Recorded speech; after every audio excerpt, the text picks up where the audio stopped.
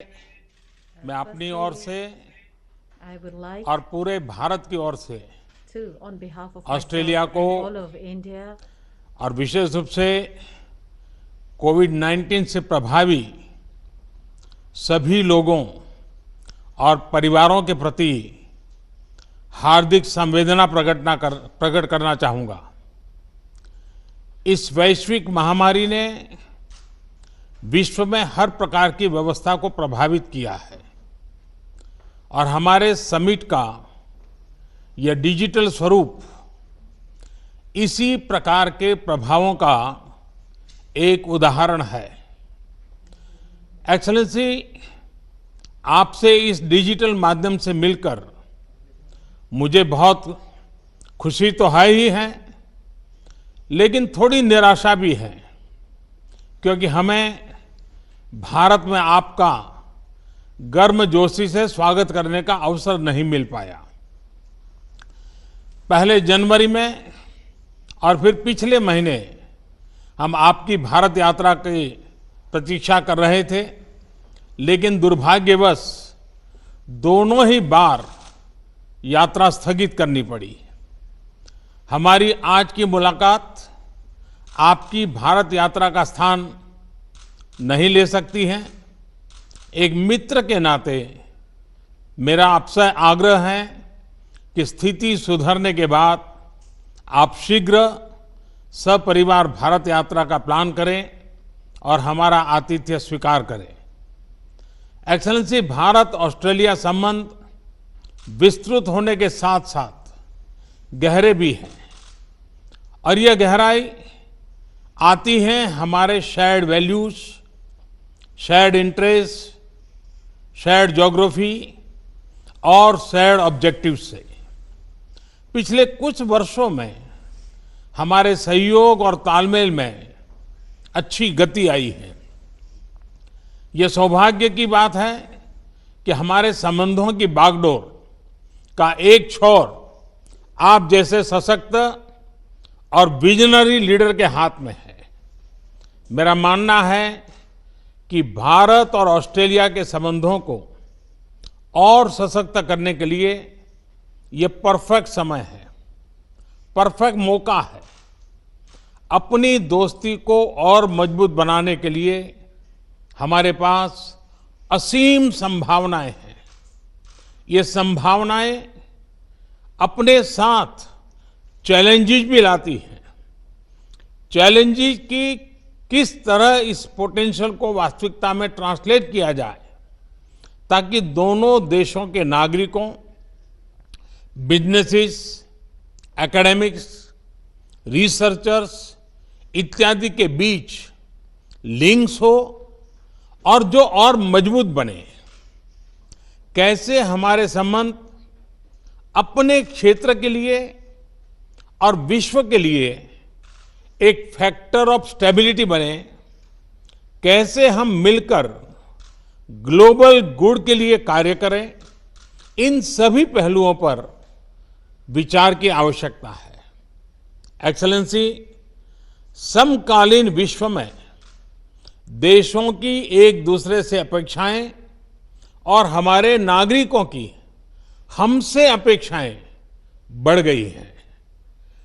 Democratic values को share करने के नाते हम दोनों देशों का कर्तव्य है कि इन अपेक्षाओं पर हम खरे उतरे और इसलिए वैश्विक कल्याण के मूल्य जैसे लोकतंत्र, rule of law, freedom, mutual respect, international institutions का सम्मान और पारदर्शिता आदि को अपहोल्ड करना और प्रोटेक्ट करना हमारी सैक्रेड रिस्पॉन्सिबिलिटी है। यह एक प्रकार से भविष्य के लिए हमारी धरोहर है। आज जब अलग अलग प्रकार से इन वैल्यूज को चैलेंज किया जा रहा है, तो हम आपसी संबंधों को मजबूत करके इन्हें सशक्त कर सकते हैं। एक्सेलेंसी, भारत ऑस्ट्रेलिया के साथ अपने संबंधों को व्यापक तौर पर और तेज गति से बढ़ाने के लिए प्रतिबद्ध है। यह न सिर्फ हमारे दोनों देशों के लिए महत्वपूर्ण है, बल्कि इंडो पैसिफिक क्षेत्र और विश्व के लिए भी आवश्यक है। मुझे प्रसन्नता है कि हमारे विभिन्न इंस्टीट्यूशनल डायलॉग्स हमारे संबंधों को और सब्सटेंस प्रदान कर रहे हैं। दोनों देशों के बीच निरंतर उच्च स्तरीय एक्सचेंजेस भी हो रहे हैं। व्यापार और निवेश भी बढ़ रहा है, लेकिन मैं ये नहीं कहूंगा कि मैं इस गति से, इस विस्तार से संतुष्ट हूं। जब आप जैसा लीडर हमारे मित्र देश का नेतृत्व कर रहा हो, तो हमारे संबंधों में विकास की गति का मापदंड भी एम्बिशियस होना चाहिए। मुझे बहुत प्रसन्नता है कि आज हम अपने द्विपक्षीय संबंधों को कॉम्प्रिहेंसिव स्ट्रेटेजिक पार्टनरशिप के रूप में अपग्रेड कर रहे हैं। वैश्विक महामारी के इस काल में हमारी कॉम्प्रिहेंसिव स्ट्रेटेजिक पार्टनरशिप की भूमिका और महत्वपूर्ण रहेगी। विश्व को इस महामारी के आर्थिक और सामाजिक दुष्प्रभावों से जल्दी निकालने के लिए एक कोऑर्डिनेटेड और कोलैबोरेटिव अप्रोच की आवश्यकता है। हमारी सरकार ने इस क्राइसिस को एक अपॉर्चुनिटी की तरह देखने का निर्णय लिया है। भारत में लगभग सभी क्षेत्रों में व्यापक रिफॉर्म्स की प्रक्रिया शुरू की जा चुकी है। बहुत जल्द ही ग्राउंड लेवल पर इसके परिणाम देखने को मिलेंगे। इस कठिन समय में आपने ऑस्ट्रेलिया में भारतीय समुदाय का और खास तौर पर भारतीय छात्रों का, हमारे स्टूडेंट्स का जिस तरह ध्यान रखा है, उसके लिए मैं विशेष रूप से आपका आभारी हूं। एक्सेलेंसी, मैं इस वर्चुअल समिट के माध्यम से आपसे बात करने के लिए, इस अवसर के लिए मैं फिर से एक बार आभार व्यक्त करता हूं। अब मैं चाहूंगा, आपका रिमार्क सुनने के लिए मैं भी उत्सुक हूं। मैं आपको निमंत्रित करता हूं अपनी बात बताने के लिए। Well, thank you, Your Excellency. Namaste. It is tremendous to be able to join with you again, as we have done on quite a number of occasions, but for the first time to do this in this format. And it doesn't surprise me that this is how we would continue to seek to meet in these circumstances, when you were the one who started the hologram, when you were campaigning many years ago. And so if maybe the next time we can have a hologram of Your Excellency here in Australia, and likewise we could have President Jokowi as well, because he similarly used that technology. And with a country as vast as yours, you have always been a pioneer in the area of technology for India, and today is another good example of that.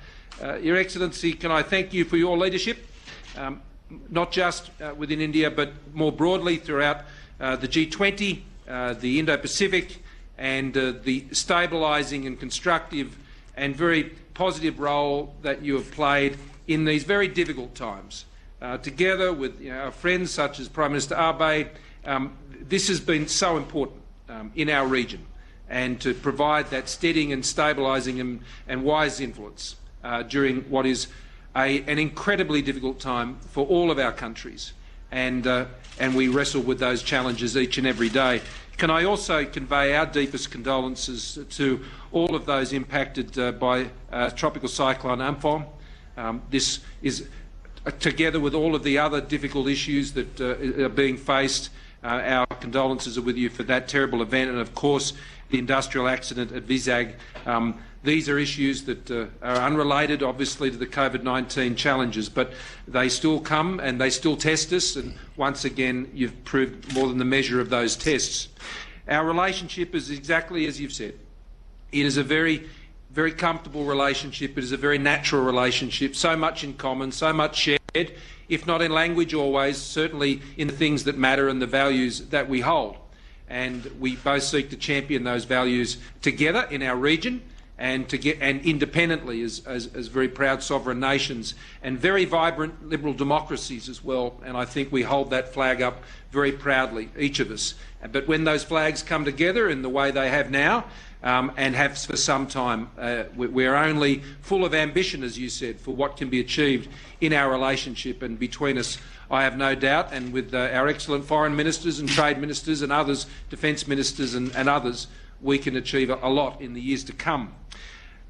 In the Indo-Pacific, we are committed to an open, inclusive, prosperous Indo-Pacific. And India's role in that region, our region, will be critical in the years ahead. The cultural links that we enjoy between our countries are well known.